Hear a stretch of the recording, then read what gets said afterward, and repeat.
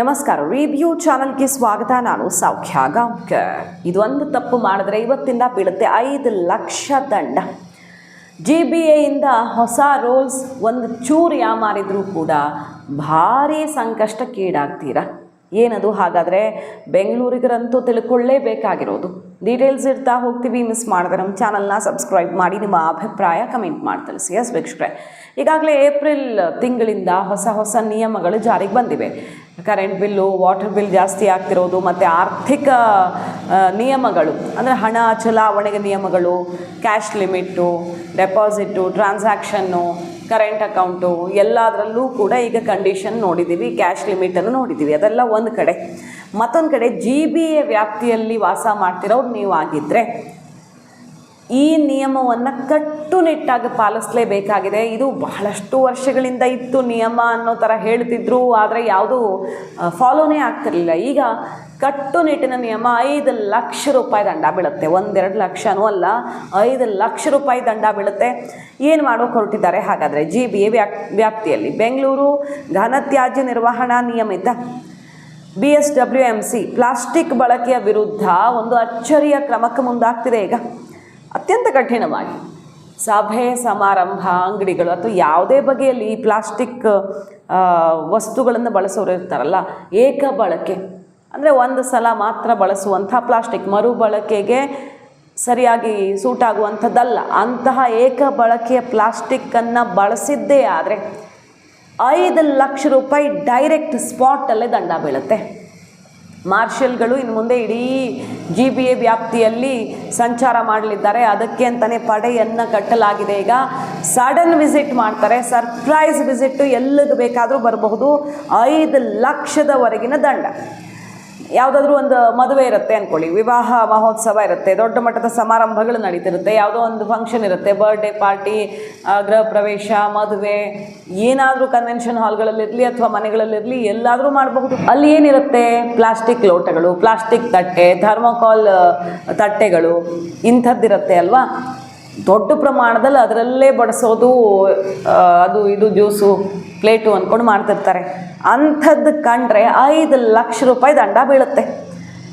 Plastic ಬಳಕೆ ಈಗ ಮಿತಿ ಮೀರಿ ಹೋಗ್ತಾ ಇದೆ. ಅದರಲ್ಲೂ ವಿಶೇಷವಾಗಿ ಸಮಾರಂಭಗಳಲ್ಲಿ ಬಳಸೋ ಪ್ಲಾಸ್ಟಿಕ್ಕು ಅರ್ಧಂಬರ್ಧ ರೋಡಲ್ಲಿ ಸುತ್ತಮುತ್ತ ಪರಿಸರಕ್ಕೆ ಬಿಸಾಡ್ಬಿಡ್ತಾರೆ. ಆಮೇಲೆ ಕಲ್ಯಾಣ ಮಂಟಪ, ಕನ್ವೆನ್ಷನ್ ಸೆಂಟರ್ಗಳು, ಕಾರ್ಯಕ್ರಮ ನಡೆಯೋ ಸ್ಥಳಗಳು ಯಾವುದೇ ಜಾಗದಲ್ಲಿ ಇರಲಿ, ಮಾರ್ಷಲ್ಗಳು ಹೋಗ್ತಾರೆ, ಅನಿರೀಕ್ಷಿತವಾಗಿ ತಪಾಸಣೆ ಮಾಡ್ತಾರೆ. ಪ್ಲಾಸ್ಟಿಕ್ ಸಿಕ್ಕಿದ್ರೆ ಥರ್ಮೋಕೋಲ್ ತಟ್ಟೆ, ಲೋಟ, ಚಮಚ, ಫ್ಲೆಕ್ಸ್ಗಳು, ಪ್ಲಾಸ್ಟಿಕ್ ಶೀಟ್ಗಳು, ಇದು ಯಾವುದು ಸಿಕ್ಕಿದ್ರೂ ಕೂಡ ತಕ್ಷಣ ಫೈನ್ ಹಾಕ್ಬೋದು. 5 ಲಕ್ಷ ಫೈನ್ ಹಾಕ್ಬೋದು. ನಿಷೇಧಿತ ಪ್ಲಾಸ್ಟಿಕ್ ಬಳಕೆ ಮಾಡಿದ್ರೆ ಆರಂಭದಲ್ಲಿ 3,500 ರೂಪಾಯಿ ದಂಡ ಹಾಕ್ತಾರೆ. ಪದೇ ನಿಯಮ ಮುರಿದ್ರೆ ಅದಕ್ಕೂ 5 ಲಕ್ಷ ದಂಡ ಹಾಕ್ತಾರೆ. ಏಕಬಳಕೆ ಪ್ಲಾಸ್ಟಿಕ್ ವಸ್ತುಗಳನ್ನು ಬಳಕೆ ಮಾಡಿದ್ರೆ 5 ಲಕ್ಷ ದಂಡ ಹಾಕ್ತಾರೆ.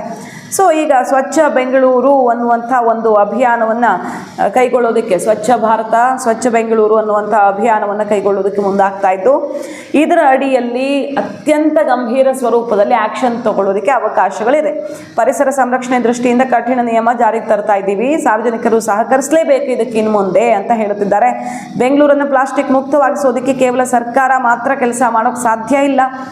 ನಾಗರಿಕರು ತಮ್ಮ ಮನೆಯ ಶುಭ ಕಾರ್ಯಗಳಲ್ಲಿ ಪ್ಲಾಸ್ಟಿಕ್ ಬದಲಿಗೆ ಇನ್ನು ಮುಂದೆ ಬಾಳೆ ಎಲೆ ಮತ್ತು ಅಡಿಕೆ ತಟ್ಟೆ ಇದನ್ನೇ ಬಳಸಬೇಕು ಅಂತ ಕಡ್ಡಾಯವಾಗಿ ಹೇಳ್ತಿದ್ದಾರೆ. ಸ್ಟೀಲ್ ಲೋಟ ಬಳಸಿ, ಈ ಮೂಲಕ ಬೇರೆಯವ್ರಿಗೆ ಮಾದರಿಯಾಗಿ ಇಲ್ಲ ದಂಡ ಹಾಕಿಸ್ಕೊಳ್ಳಿ ಅಂತ ಅಧಿಕಾರಿಗಳು ಅತ್ಯಂತ ಕಟ್ಟುನಿಟ್ಟಿನ ಸೂಚನೆ ಕೊಟ್ಟಿದ್ದಾರೆ. ನೋಡಿ, ಇನ್ನು ಮುಂದೆ ಕಸ ವಿಂಗಡಣೆ ಮತ್ತು ಕಸ ಸಂಗ್ರಹಣೆಯಲ್ಲಿ ತಪ್ಪಾದರೆ ಅಲ್ಲಿ ದಂಡ ಬೀಳುತ್ತೆ. 500 ರೂಪಾಯಿ ದಂಡ ಅದಕ್ಕೆ ಬೀಳುತ್ತೆ. ಆಮೇಲೆ ಈ ನಾಯಿ ಕರ್ಕೊಂಡು ಹೋಗೋದು, ಚೈನ್ ಇಲ್ಲದೆ ನೀವು ಏನು ಕಟ್ಕೊಳ್ಳದೆ ಹಾಗೆ ನಮ್ಮನೆ ನಾಯಿ ಹೇಳ್ದಂಗೆ ಮಾತು ಕೇಳುತ್ತೆ ಅಂತ ಬೀದಿಲಿ ಕರ್ಕೊಂಡು ಹೋದರೆ ಅದಕ್ಕೆ ದಂಡ ಬೀಳುತ್ತೆ.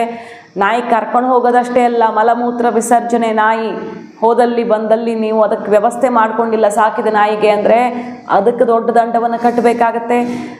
ಜನ ಬಹಿರ್ದೆಸೆಗೆ ಹೋದಲ್ಲಿ ಅಂದರೆ ಈ ವ್ಯಾಪ್ತಿಯಲ್ಲಿ ಎಲ್ಲಾದರೂ ಮೂತ್ರ ವಿಸರ್ಜನೆ, ಮಲ ವಿಸರ್ಜನೆಗೆ ಹೋದಲ್ಲಿ ಅದಕ್ಕೆ ದೊಡ್ಡ ಪ್ರಮಾಣದ ದಂಡ ಬೀಳುತ್ತೆ. ಸೊ ಸ್ವಚ್ಛತೆ ದೃಷ್ಟಿಯಿಂದ ಇದೆಲ್ಲ ದೇಶವ್ಯಾಪಿ ಕೈಗೊಳ್ತಿರೋ ಕ್ರಮಗಳು. ಮತ್ತೊಂದು ಕಡೆ ಬೆಂಗಳೂರು ಈ ನಿಟ್ಟಿನಲ್ಲಿ ಒಂದು ಹೆಜ್ಜೆ ಸ್ಟ್ರಿಕ್ಟ್ ಆಗಿ ಮಾಡಲೇಬೇಕು ಅಂತ ಹೋಗ್ತಾ ಇದ್ದಾರೆ. ಇದರಿಂದ ಒಳ್ಳೆ ಸರ್ಕಾರಕ್ಕೂ ಬೊಕ್ಕಸಕ್ಕೂ ಒಳ್ಳೆ ಅನುಕೂಲ ಆಗುತ್ತೆ. ನೀವು ಕ್ರಮ ಕೈಗೊಂಡರೂ ಕೂಡ ಪಾಲಿಸಲ್ಲ ಅಂದರೆ ಸರ್ಕಾರಕ್ಕೆ ದುಡ್ಡು ಹೋಗುತ್ತೆ.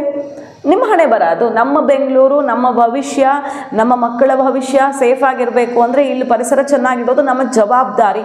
ನಾಗರಿಕರಾಗಿ ನಮಗೂ ಒಂದಿಷ್ಟು ಜವಾಬ್ದಾರಿಗಳಿದ್ದಾವೆ. ಅದರಲ್ಲೂ ಬೆಂಗಳೂರನ್ನು ನಾವು ಗಲೀಜು, ಪೊಲ್ಯೂಷನ್ನು, ಅದಿಲ್ಲ ಇದಿಲ್ಲ ಶಾಪ ಹಾಕ್ತಾ ಇರ್ತೀವಿ. ಆದರೆ ಬೆಂಗಳೂರಿಗೆ ಹುಡ್ಕೊಂಡು ಎಲ್ಲ ಇಡೀ ರಾಜ್ಯದವ್ರು ಇಲ್ಲೇ ಬರ್ತಾರೆ. ಬಂದ ಮೇಲೆ ಕೋಟಿಗಟ್ಟಲೆ ಜನ, ಇಲ್ಲಿ 1.5-2 ಕೋಟಿ ಜನ ಇರ್ತಾರೆ ಅಂದಮೇಲೆ ಅದನ್ನು ಸ್ವಚ್ಛ ಇಟ್ಕೊಳ್ಳುವಂಥ ಜವಾಬ್ದಾರಿನೂ ನಮ್ಮದೇ. ಹಾಗಾಗಿ ಕಟ್ಟುನಿಟ್ಟಾಗಿ ಕ್ರಮ ಕೈಗೊಳ್ಳೋಕೆ ಈಗ ಮುಂದಾಗ್ತಿದ್ದಾರೆ. 500,000 ದಂಡಕ್ಕೆಲ್ಲ ಜನ ತಲೆನೇ ಕೆಡಿಸ್ಕೊಳ್ಳಲ್ಲ. 5 ಲಕ್ಷ ದಂಡ ಒಂದಿಷ್ಟು ಜನಕ್ಕೆ ಬಿದ್ದರೆ ಇದೆಯಲ್ಲ ಎಲ್ಲ ಸರಿ ಬರುತ್ತೆ ಅನ್ನೋ ರೀತಿಯಲ್ಲಿ ಈಗ ಆ್ಯಕ್ಷನ್ ತೊಗೊಳಕ್ಕೆ ಮುಂದಾಗ್ತಿರೋದು. ಇನ್ನು ಮುಂದೆ ಯಾರಾದರೂ ಫಂಕ್ಷನ್ ಮಾಡಿದ್ರೆ, ಸಣ್ಣದೋ ದೊಡ್ಡದೋ ಫಂಕ್ಷನ್, ಆ ಫಂಕ್ಷನ್ ನಡೆಯೋ ಈ ಸ್ಪಾಟ್ಗೆ ಯಾರು ಬೇಕಾದರೂ ಸರ್ಪ್ರೈಸ್ ವಿಸಿಟ್ ಮಾಡಿ ದಂಡವನ್ನು ಹಾಕಬಹುದು, ಕ್ರಮ ಪಾಲಿಸದೇ ಇದ್ದಲ್ಲಿ. ಸೊ ಬೆಂಗಳೂರು ವ್ಯಾಪ್ತಿಯಲ್ಲಿ, ಬರೀ ಬೆಂಗಳೂರು ಅಂದರೆ ಬೆಂಗಳೂರು ಅಂತಲ್ಲ, GBA ಕಂಪ್ಲೀಟ್ ಆಗಿ ಎಲ್ಲ GBA ವ್ಯಾಪ್ತಿಗೆ ಬರುವಂಥ ಎಲ್ಲ ಊರುಗಳು ಇದರಲ್ಲಿ ಕವರ್ ಆಗುತ್ತೆ. ಹಾಗಾಗಿ ಸರ್ಕಾರ ಅಂದರೆ GBA ಈಗ ಒಂದು ಬಿಗ್ ಆ್ಯಕ್ಷನ್ಗೆ ಮುಂದಾಗ್ತಾ ಇರೋದು. ಜನ ತಕ್ಷಣಕ್ಕೆ ಎಚ್ಚೆತ್ತುಕೊಂಡು ಇಂಥದ್ದು ಜೋರಾಗಿ ಏನೋ ಮಾಡುವಾಗ ಹೆಚ್ಚಿನ ಸಂಖ್ಯೆಯಲ್ಲಿ ಬಳಕೆ ಆಗುತ್ತೆ. ಮನೆ ಮಠ ಅಂತ ಇದ್ದಾಗ ಸಾಮಾನ್ಯವಾಗಿ ಲೋಟ, ತಟ್ಟೆ, ಸ್ಟೀಲು ಬೇರೆ ಬೇರೆದೆಲ್ಲ ಬಳಸ್ಕೊಳ್ತೀವಿ. ಸಾರ್ವಜನಿಕ ಪ್ರೋಗ್ರಾಮ್ಗಳಿದ್ದಾಗ ಮಾತ್ರ ಹಿಂಗಾಗತ್ತೆ. ಬಟ್ ಈಗ ರಾಜಕಾರಣಿಗಳ ಕಾರ್ಯಕ್ರಮಗಳನ್ನು ಮಾನಿಟರ್ ಮಾಡಬೇಕಾಗತ್ತೆ. ಸಹಜವಾಗಿ ಸಮಾವೇಶ, ರ್ಯಾಲಿ, ಅವ್ರದ್ದು ಬರ್ತ್ಡೇ ಪ್ರೋಗ್ರಾಮು, ಸರ್ಕಾರದ್ದೇ ಕಾರ್ಯಕ್ರಮಗಳು ಇರ್ತವೆ. ಅಂಥದ್ರಲ್ಲಿ ರೂಲ್ಸ್ ಫಾಲೋ ಆಗ್ತಿದೆ ಅನ್ನೋದನ್ನು ಮೊದಲು ಚೆಕ್ ಮಾಡಬೇಕಾಗುತ್ತೆ. ಅವ್ರಿಗೂ ಅನ್ವಯ ಆಗುತ್ತಲ್ವ. ಸೊ ಅಲ್ಲೂ ಸ್ಟ್ರಿಕ್ಟ್ ಆ್ಯಕ್ಷನ್ ತೊಗೊಂಡ್ರೆ ಬಹುಶಃ ಅಲ್ಲಿಂದನೇ ಶುರು ಆದರೆ ಜನನೂ ಪಾಲಿಸ್ಕೊಂಡು ಹೋಗಬಹುದು ಅನ್ನುವಂಥ ಅಭಿಪ್ರಾಯ ಕೂಡ ವ್ಯಕ್ತವಾಗ್ತಿದೆ. ಒಬ್ರಿಗೊಂದು ಇನ್ನೊಬ್ರಿಗೆ ಇನ್ನೊಂದು ಮಾಡಬೇಡಿ, ಪ್ರಭಾವಿಗಳಿಗೊಂದು ಜನಸಾಮಾನ್ಯರಿಗೊಂದು ಬೇಡ, ಎಲ್ಲ ಕಾರ್ಯಕ್ರಮಗಳಿಗೂ ಒಂದೇ ರೀತಿ ಆ್ಯಕ್ಷನ್ ಆಗಲಿ ಅಂತ ಹೇಳ್ತಿದ್ದಾರೆ. ಅದನ್ನು ಸರ್ಕಾರ ಮೊದಲು ಫಿಕ್ಸ್ ಮಾಡಬೇಕಾಗತ್ತೆ. ಇಲ್ಲ ಅಂದರೆ ಜನ ಕೇಳ್ತಾರ, ನಿಮಗೊಂದು ನಮಗೊಂದು ಅಂತಾರೆ. ರೂಲ್ಸ್ ಏನು ಹೇಳುತ್ತೆ, 2022ರಿಂದಾನೇ ಬ್ಯಾನ್ ಆಗಿದೆ ಈ ಸಿಂಗಲ್ ಯೂಸ್ ಪ್ಲಾಸ್ಟಿಕ್ಕು. ನಿಷೇಧ ಮಾಡಲಾಗಿದೆ. ಸಂಗ್ರಹ, ಮಾರಾಟ, ವಿತರಣೆ ಎಲ್ಲ ನಿಷೇಧ ಆಗಿದೆ. ಆದರೂ ಕೂಡ ಇಂಪ್ಲಿಮೆಂಟೇಷನ್ ಆಗೇ ಇಲ್ಲ. ಯಾವತ್ತೋ ರೇಡ್ ಮಾಡ್ತಾರೆ, ಒಂದು ಸಲ ದಂಡ ಹಾಕ್ತಾರೆ, ಮತ್ತೆ ಬಳಸ್ತಾರೆ. ಎಲ್ಲ ಅಂಗಡಿಗಳಲ್ಲೂ ಹಾಗೆ ಸಿಗುತ್ತೆ, ಜನನೂ ಬಳಸ್ತಿದ್ದಾರೆ. ಆದರೆ ಈಗ GBA ಇದನ್ನು ಬೇರೆ ಸ್ವರೂಪದಲ್ಲಿ ಇಂಪ್ಲಿಮೆಂಟ್ ಮಾಡೋಕೆ ಹೊರಟಿದೆ. 5 ಲಕ್ಷದವರೆಗೆ ಪ್ಲಾಸ್ಟಿಕ್ ದಾಸ್ತಾನು ಹೊಂದದವ್ರಿಗೆ ಮತ್ತು ಕಾರ್ಯಕ್ರಮಗಳಲ್ಲಿ ಬಳಸೋರಿಗೆ ದಂಡ ಹಾಕುವಂತಹ ಒಂದು ಅಸ್ತ್ರವನ್ನು, ಅದ್ರ ಜೊತೆಗೆ ಪ್ಲಾಸ್ಟಿಕ್ಗೆ ಪರ್ಯಾಯ ಈಗಾಗಲೇ ಬಂದಿವೆ. ನಾನು ಪ್ಲಾಸ್ಟಿಕ್ ಅಲ್ಲ ಅಂತ ಬರ್ಕೊಂಡಿರುವಂಥ ಕವರ್ಗಳು ಸಿಗ್ತಾ ಇದ್ದಾವೆ, ಇಲ್ಲ ಅಂತಲ್ಲ. ಅದು ಚೆನ್ನಾಗಿ ಮಣ್ಣಲ್ಲಿ ಕೊಳೆಯುವಂಥ ವಸ್ತುಗಳೇ ಸಿಗ್ತಿದ್ದಾವೆ. ಬಟ್ ಅದು ತುಂಬ ಚೆನ್ನಾಗಿ ಎಲ್ಲರಿಗೂ ಸಿಗೋ ಥರ ಆಗಬೇಕು. ಈ ಪ್ಲಾಸ್ಟಿಕ್ ಕವರ್ಗಳು ಹೆಂಗೆ ಎಲ್ಲ ಅಂಗಡಿಗಳಲ್ಲಿ ಕಟ್ಟು ಕೊಡ್ತಾರಲ್ಲ, ಸಾಮಾನು ತೊಗೊಳಕ್ಕೆ ಹೋದರೆ, ತರಕಾರಿ ತೊಗೊಳಕ್ಕೆ ಹೋದರೆ, ಏನು ಹಾಕೋಕೆ ಹೋದರೂ ಕವರ್ ಕೊಡ್ತಾರೆ ಅಂಗಡೀಲಿ.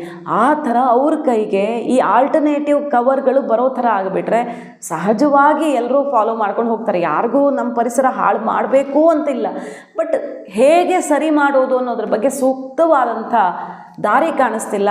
ಅದಕ್ಕೂ ಒಂದು ವ್ಯವಸ್ಥೆ ಸರ್ಕಾರದ ಕಡೆಯಿಂದ ಆದರೆ ಉತ್ತಮ ಅನ್ನೋದು ಕೂಡ ಗಮನಾರ್ಹವಾದ ವಿಚಾರ. ಇಷ್ಟು ದೊಡ್ಡ ದಂಡ ಹಾಕೋಕೆ ಹೊರಟಿರೋದ್ರಿಂದ ಸರ್ಕಾರ ಸ್ವಲ್ಪ ತಯಾರಿನೂ ಮಾಡಿಕೊಂಡೇ ಹೋದರೆ ಇಂಪ್ಲಿಮೆಂಟ್ ಮಾಡೋದು ಚೆನ್ನಾಗಾಗತ್ತೆ.